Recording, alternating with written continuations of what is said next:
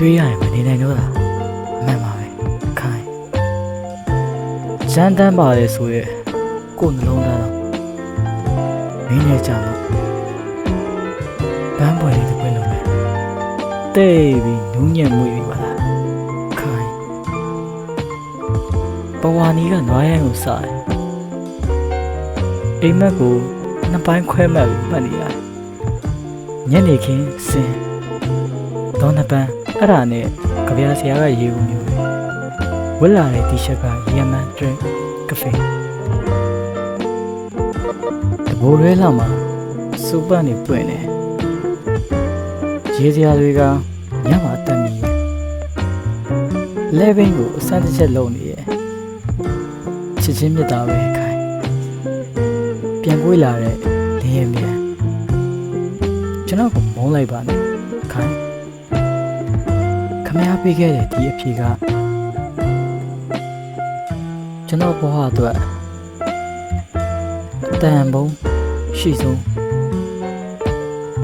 ပဲဗျာတို့ရှင်တွေကခိုင်ညနေခင်းရဲ့လေးပြီးအေးထဲမှာမင်းရဲ့နမီလေးကိုခတ်တူတူလေးရှုံးမိတယ်ခိုင်ဆိုတဲ့စလုံးလေးတစ်လုံးတဲနဲ့ငါ့ရင်ဘက်တစ်ခုလုံးအေးမြရွေးထွေးသွားရတယ်ခိုင်ပန်းတွေပွင့်ရင်နဲ့မွေးတယ်လို့ပေါ့ဘင်းပြောလိုက်ရင်ကဘာကြီးကတာယာသွားတယ်ခိုင်မြဲတဲ့ချစ်ချင်းနဲ့မင်းကိုမေတ္တာပေးလို့နမီလေးခိုင်လို့ခေါ်ရတာလားအော်ဒါမှမဟုတ်ငါရင်ထဲမှာ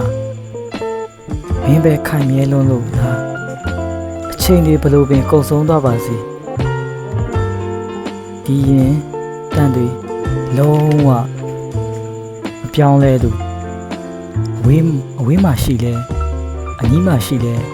ကိုယ့်ရဲ့အိမ်မက်တိုင်းမှာခိုင်ပဲရှိပါတယ်ဒီတန်ရောစင်ဇလန်းမှာလက်သွဲမဖြုတ်ပဲ